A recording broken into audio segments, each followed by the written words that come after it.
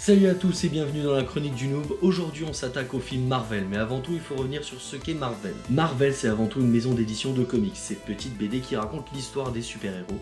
Qui n'a jamais rêvé d'être un super-héros? Et bien c'était possible grâce à ces petits bouquins d'une trentaine de pages. Marvel produit par la suite les films X-Men et la trilogie Spider-Man de Sam Raimi que l'on connaît tous très bien, juste avant son rachat par Disney en 2009.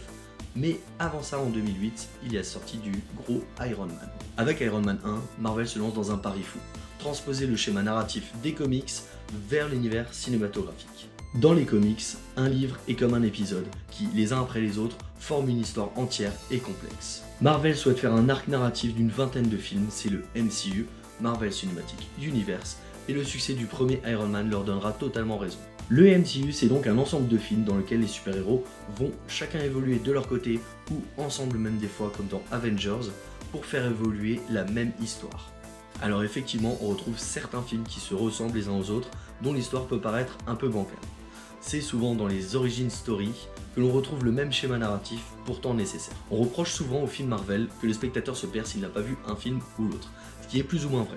En général, c'est plus ou moins expliqué de façon implicite ou de façon explicite, genre « Hey, c'est moi le nouveau ». Mais de la même manière, si vous enchaînez une série de livres et vous commencez le tome 4 avant d'avoir lu le tome 3, vous serez perdu. Ce sera la même chose avec le MCU, il faut donc voir cet univers cinématographique comme une suite de films et non juste des films à droite, à gauche, c'est vraiment un ensemble. Comme dans les comics, on a eu plusieurs versions de nos héros. Ce sont des adaptations de comics. L'auteur fait ce qu'il veut du héros, et bien c'est pareil avec le film, le réalisateur en fera ce qu'il veut. Et enfin il y a l'histoire des droits. Spider-Man, X-Men, les 4 Fantastiques ont été rachetés par Sony et la Fox ou autres qui détiennent l'exclusivité sur ces personnages.